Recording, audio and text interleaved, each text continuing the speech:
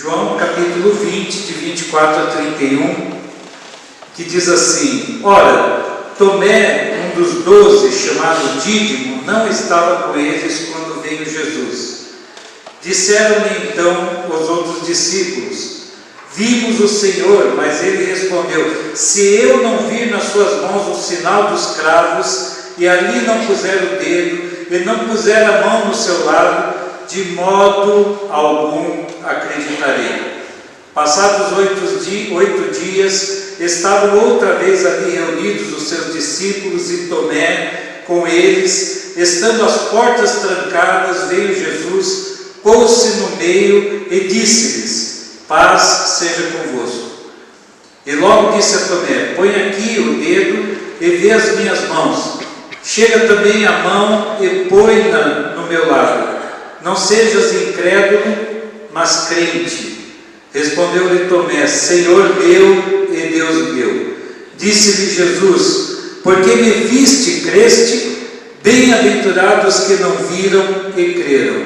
Na verdade, fez Jesus diante dos discípulos muitos outros sinais que não estão escritos neste livro.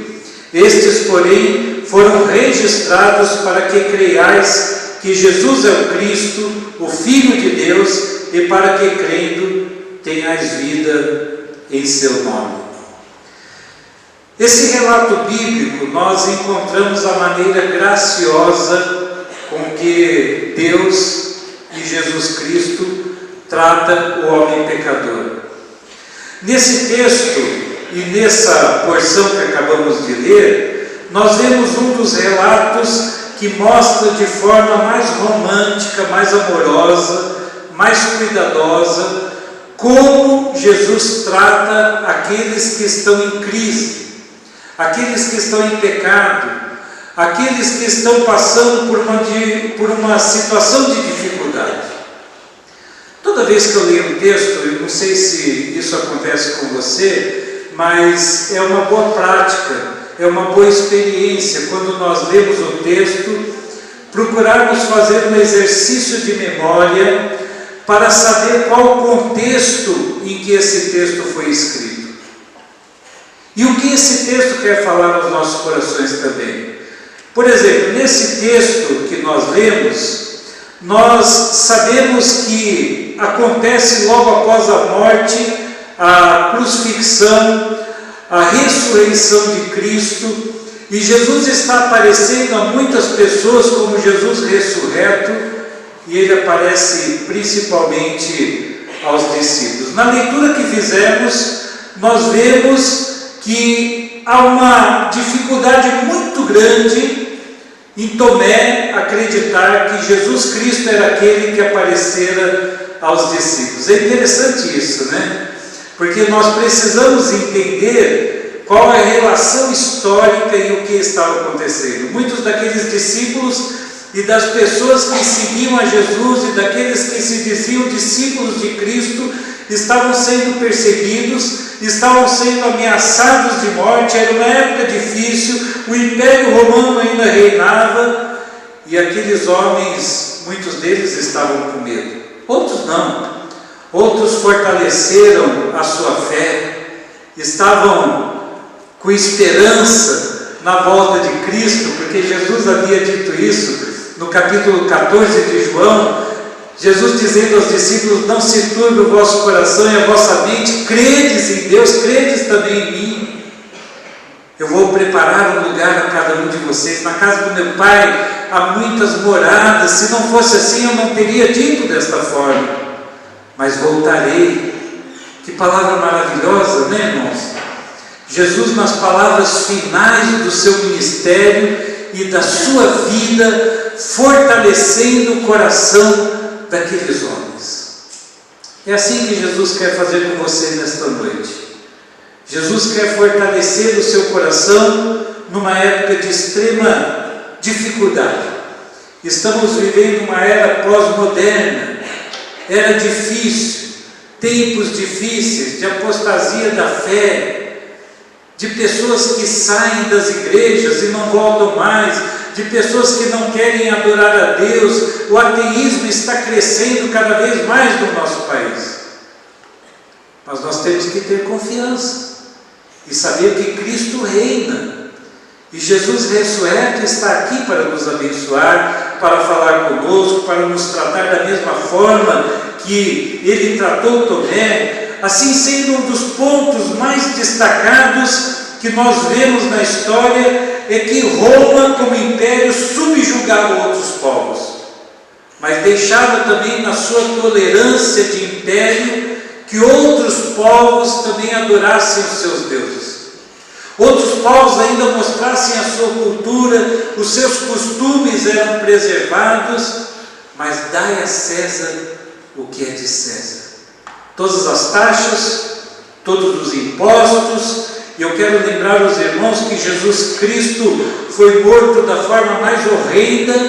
Naquele tempo existia a morte por crucifixão. Jesus Cristo foi morto assim como muitas pessoas eram mortas desta forma, e esta era uma forma de imprimir medo no coração daquelas pessoas.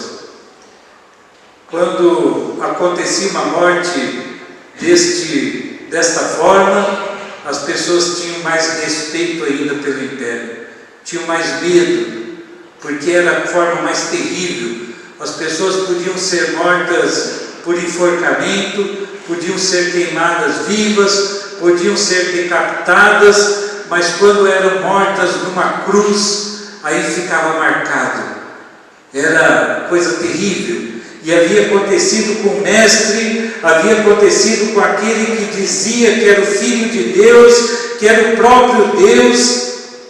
E daí eu fico pensando naqueles homens que estavam lá. E Jesus apareceu àqueles homens e Tomé não estava entre eles. O que eles pensaram? Um momento de desgraça na vida de todos quando Jesus é morto numa cruz, mas um momento de triunfo quando percebem que Jesus Cristo venceu a morte. Estava lá com eles. Pensem bem, irmãos, Jesus aparecendo, Jesus falando com eles, Jesus amando aquelas pessoas, Jesus mostrando que tudo aquilo que Ele havia dito estava se cumprindo. Está se cumprindo hoje nas nossas vidas também. Não estaríamos aqui neste lugar se não crêssemos que Jesus Cristo é o Filho de Deus. Ele é o Salvador. Ele é aquele que venceu a morte por nós. Ele é aquele que garante vitória a cada um de nós, e nele nós somos mais do que vencedores. E Ele está aqui falando ao seu coração, ministrando a sua vida. E eu fico pensando que naqueles homens que ali estavam, e os homens que viram Jesus, e os homens que ouviram a respeito do Jesus que apareceu a muitas pessoas, muitos deles não creram. Não foi só Tomé, não. E não pensem que Tomé foi o pior de todos, não, porque nós também somos miseráveis, nós também somos pecadores, nós também muitas vezes entristecemos o coração de Deus, desviamos os caminhos dos caminhos do Senhor, daquilo que Ele propõe para as nossas vidas. Então, não adianta nós posarmos de bons crentes, pessoas de fé, pessoas que vencem todas as batalhas, porque se não fosse o Senhor na nossa vida, se não fosse Jesus falando aos nossos corações, se não fosse Jesus nos abençoando e tendo misericórdia de nós estaríamos perdidos. Nós não teríamos direito de nos apresentarmos para Ele. Nós não teríamos direito de cantar louvores, de adorar o nome deste Deus tão grande e maravilhoso. Mas a graça de Deus é abundante, é graça maravilhosa. A graça de Deus nos aproxima a Ele. E um dos textos do Antigo Testamento que vem na minha mente quando eu leio esse texto de Tomé, é o texto que se encontra no Salmo 103, versículo 8, 9 e 10. Olha o que diz. Salmo 103, versículo 8. O Senhor é misericordioso e compassivo, longânimo e assaz benigno. Não repreende perpetuamente, nem conserva para sempre a sua ira, não nos trata segundo os nossos pecados, nem nos retribui consoante as nossas iniquidades. Coisa maravilhosa, amém, irmãos? Deus está aqui, e o Deus que está aqui, Ele não é o Deus que vai nos matar, é o Deus que preserva a sua misericórdia de eternidade a eternidade, é o Deus que faz com que a sua misericórdia perdoe o mais terrível de todos os homens, aquele que é descrente, aquele que não confia, aquele que tem dúvidas a respeito da ação desse Deus maravilhoso. Deus não nos exclui. Eu fico imaginando Pedro falando a Tomé: Tomé, Jesus apareceu, você precisa ver, rapaz, que coisa linda, que coisa maravilhosa, nós ficamos alegres, nós exultamos na presença de Jesus. E daí Tomé diz assim: não, eu não creio, eu só posso crer se eu tocar, se eu ver. Pedro, talvez naquele jeitão Pedro de ser, ele dissesse assim: olha, então a porta da rua é serventia da casa. Você não quer crer? Tudo bem. Então você não faz mais parte deste grupo seleto de homens que andaram com Jesus e creem em Jesus. Talvez Pedro pedisse para Deus mandar fogo do céu para consumir Tomé. Não sei, talvez, mas Jesus não fez isso. Jesus não nos trata como tratam os homens. Amém? Deus nos ama, Deus cuida de nós, a Trindade Santa é rica em misericórdia. E eu quero falar algumas coisas que eu vejo no texto, no tratamento que Jesus teve com Tomé. Primeira verdade, a graça de Jesus mostra que Ele não desiste de nós. Amém? Ele não desiste de você. Jesus não desistiu de Tomé. Deus nunca nos abandona. Talvez você já tenha se sentido abandonado por alguém. Eu não sei, mas nós estamos vivendo tempos difíceis. Dizem que um dos piores sentimentos que o ser humano pode ter é de abandono. É gostoso quando nós nos sentimos acolhidos, abraçados, amados, quando falam palavras de amor, mas quando nos abandonam, quando sentimos isso, é algo terrível, pior até do que a traição. O abandono faz com que o homem se sinta o pior de todos os homens. Ao invés de se sentir amparado, se sente abandonado. Mas no Salmo 27, versículo 10, diz assim: ainda que seu pai e sua mãe te abandonem, eu jamais farei isso com você. Deus jamais abandona. A misericórdia de Deus é maravilhosa. Deus também não despreza. Talvez você já tenha se sentido desprezado. Talvez você já tenha sentido mesmo que algumas pessoas olharam para você com um olhar de desprezo. Mas sabe, irmãos, Deus olha para nós com um olhar de amor. O olhar e o cuidado de Deus é maravilhoso. E está aqui nesta noite, mostrando que jamais Ele despreza qualquer pessoa, por mais terrível que ela seja. Se ela não tiver fé, se ela não caminhar com Deus, Deus não despreza, Deus não abandona, Deus não despreza, e Deus faz com que nós nos sintamos importantes, privilegiados nas mãos dEle. Nós devemos caminhar com Deus. Deus faz isso por nós. Jesus foi até aquele lugar, e talvez Jesus estivesse pensando em Tomé, pensando da maneira que Tomé havia dito. Ele chega depois de 8 dias naquele mesmo lugar, e ele diz assim aos discípulos: paz seja convosco. Paz seja convosco. Deus diz através do profeta Jeremias: eu sei os pensamentos que tenho a vosso respeito, pensamentos de paz. É assim que Deus nos quer.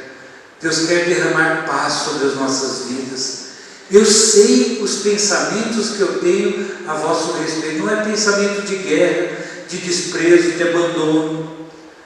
Não é pensamento daquele que não dá nenhum valor à sua criação. É pensamento daquele que olha para o interior e não para o exterior, que conhece as mazelas da vida do ser humano, conhece as nossas dificuldades, e ele vai atrás da ovelha perdida. Por isso que eu lembro sempre daquela história do pastor que deixa as 99 ovelhas e vai atrás daquela que se perde. A graça de Deus e de Jesus Cristo é a graça que tem paciência por nós. Olha a paciência de Jesus com Tomé. Ele chega para Tomé, chama Tomé pelo nome e diz e pede para que Tomé coloque o seu dedo nas cicatrizes, que Tomé visse as suas mãos e os seus pés e colocasse as suas próprias mãos no lado onde fora ferido com lança. A paciência de Jesus, quando nós desprezamos a Deus, quando nós abandonamos os caminhos do Senhor, Ele olha para nós com um olhar de misericórdia, Ele nos trata com paciência, sabendo das nossas dificuldades, dos nossos pecados. Pedro, o apóstolo, ele diz que Jesus é paciente, lá em 2 Pedro, capítulo 3, versículo 9, abra sua Bíblia, por favor, 2 Pedro, capítulo 3, versículo 9, olha o relato de Pedro acerca de Jesus e da paciência de Jesus.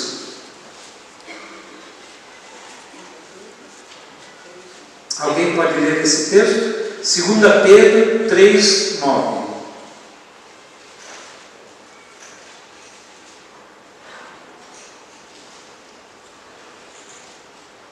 Não retarda o Senhor a sua promessa, como alguns a julgam, demorado. Pelo contrário, Ele é orgânico para convosco, não querendo que nenhum pereça, senão que todos cheguem ao arrependimento. Todos cheguem ao arrependimento. Não retarda o Senhor a sua promessa. Qual a promessa de Deus para a sua vida? O que você está aguardando no Senhor? Você está aguardando com paciência?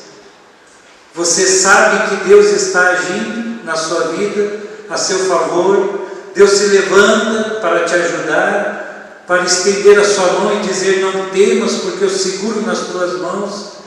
Deus está dizendo isso para você hoje, meu irmão, minha irmã. Na Nova Versão Internacional, o texto que a irmã Liliana acabou de ler diz assim: o Senhor não demora em cumprir a sua promessa, como julgam alguns. Ao contrário, Ele é paciente com vocês, não querendo que ninguém pereça, mas que todos cheguem ao arrependimento. Muitas vezes a paciência que Deus tem para conosco não é a paciência que nós temos para com o nosso irmão, para com o nosso próximo, para com o nosso familiar. Muitas vezes nós não caminhamos a segunda milha, nós não damos a nossa capa, muitas vezes nós não temos amor ao próximo, que muitas vezes nos trai, muitas vezes nos abandona, mas Deus tem. Não retarda o Senhor a sua promessa. E por último, esse texto que acabamos de ler em João capítulo 20, diz que a graça de Deus nunca perde a esperança. O versículo 27 e 29 nos mostram Jesus restaurando o seu apóstolo querido. O apóstolo que não cria, o apóstolo que estava em pecado, que estava em crise, Jesus restaura nele a crença e a fé. A menor de todas as orações: Senhor meu, Deus meu. Talvez você fique pensando assim: que oração eu vou fazer? O que eu vou dizer? Eu não tenho palavras, eu não sei dizer. Mas Tomé fez essa oração: Senhor meu e Deus meu. Disse tudo Tomé. Tomé talvez se lembrou das palavras de Jesus Cristo: ninguém vem ao Pai senão por mim. Eu sou o caminho, a verdade e a vida. Eu vim para que tenham vida e a tenham em abundância. Eu vou, mas voltarei. E ele reconheceu o poder na pessoa de Jesus Cristo, dizendo: Senhor meu e Deus meu. Talvez Tomé vivia o seu momento de crise de fé. A graça de Deus não permite que o Senhor perca a esperança na restauração de cada um de nós. Eu quero que você saia daqui nesta noite com a certeza de que Deus te ama, de que Deus não desiste de você, de que Deus quer restaurar qualquer coisa que esteja em desacordo com a palavra dele na sua vida, porque Deus é longânimo, Deus é bondoso. 3 manifestações da graça de Deus na vida de Tomé. Jesus não desiste de Tomé, Jesus não perde a paciência com Tomé e Jesus não perde a esperança em Tomé. Deus quer te abençoar, Deus quer te restaurar, Deus quer fazer com que você seja um adorador que o adore em espírito e em verdade. E você pode fazer da sua vida um culto de louvor a este Deus tão grande e maravilhoso. Que este culto que vai se encerrar daqui a pouco continue no seu coração, que você continue cantando, se alegrando no Senhor, pulando na presença de Deus, dizendo: Senhor meu e Deus meu. Esta oração é a oração de fé, esta oração é a oração que crê naquilo que Jesus fez, naquilo que Ele está fazendo hoje e naquilo que Ele ainda fará por nós. Jesus pode nos abençoar e Jesus quer fazer isso por nós, amém?